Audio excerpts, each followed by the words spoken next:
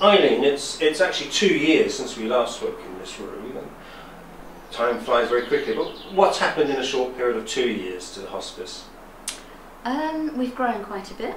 We've got our new site down in Corringham, which is a new bungalow that we purchased, which houses our information centre and all our bereavement services. And that's really good because it lets our bereavement services interact more closely, and it saves us some rent on a property that we had for one of those services. All of our services have got incredibly busy. The demand for services is increasing all the time. And I guess there's the usual struggles around funding, really, in the last 2 years. There will always be a struggle around funding. The recession? Yes, it's caused us a few problems. We're still going, and there's always things that we want to do that we can't fund. So I guess, as you say, there's always going to be that problem. But yes, we have been hit slightly by the recession, particularly on our fundraising events. So in the longer term, if that sort of thing continues, then we are going to struggle to fund some of our services in the future. And it will certainly mean we can't do some of the developments that we want to do. But we've come here today because it's the 20th anniversary. What are you doing to mark 20 years? Well, we're having a whole year of celebrations. We've got lots of birthday parties planned at the hospice. The day hospice party is going to be a birthday theme. We've just had our Thanksgiving service to mark 20 years. We have an annual Thanksgiving service every year, but this year we had the marquee on the lawn and lots of dignitaries came, and we made a real fuss because it is very special to us to have been providing services for 20 years.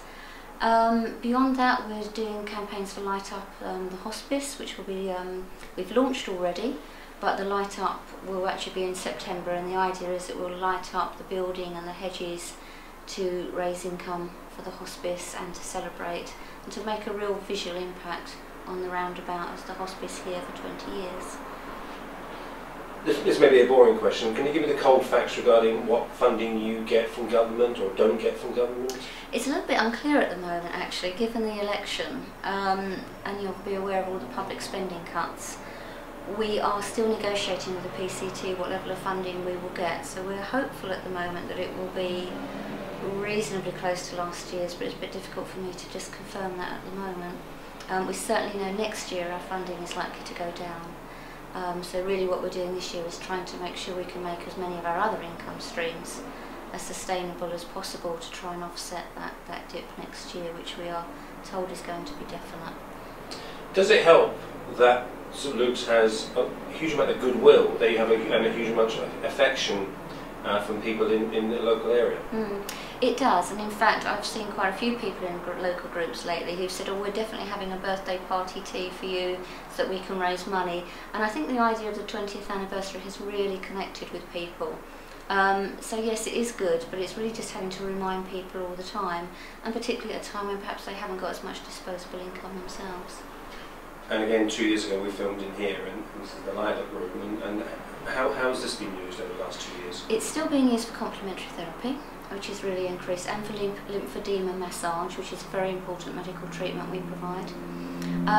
That service again has really grown. We're looking now to expand that service if we can, and that's where we come back to this funding issue really. We've got lots of plans of things we can do to make things better for the community, but it's whether the funding's there. And it's not only if the funding's there now, it's if it's sustainable in the future. Because we don't like to stop services once we've started them, and obviously there's a staffing issue as well, that we want to make sure that we are not making people redundant. It's not a very pleasant experience and not something we want to do. So it's trying to just balance everything really. But other hospices have had to make people redundant. They have, yes, and I'm really hoping that we wouldn't have to do that. Sometimes what we do is we'll put people on short-term contracts, because I would rather be honest with people that, you know, we've got funding for a limited time, rather than say actually the funding's run out, you're now redundant. I think that at least gives people the opportunity to plan and to think for their own futures as well, which is important. You've got many councillors down in Thurrock, just across the border here, who are big fans, but also are big fans of one day seeing an actual hospice in Thurrock. When or will we ever see that? I don't know. That's the honest answer. We need to increase our accommodation. We've got a number of options. We could stay on our current site, or we could look at options in Thurrock. Really it's like putting together a jigsaw puzzle at the moment without really having the picture. But we know what we're looking for, we know the sorts of things that we need, and we would probably retain the site in Basildon as well, because that's very important in people's hearts and minds, and we do believe we could probably put forward a strategy to keep that site and have a site in Thurrock. There are so many things that we can do. We're looking now at providing services for teenagers. There is a big gap for teenage provision between 16 and 18 as teenagers move from children's services into adult. So we're looking at a couple of projects for them, which will include re-registration of our hospice for 16 upwards. So there's lots of things we can do, but accommodation is preventing us. So accommodation and funding are our major issues.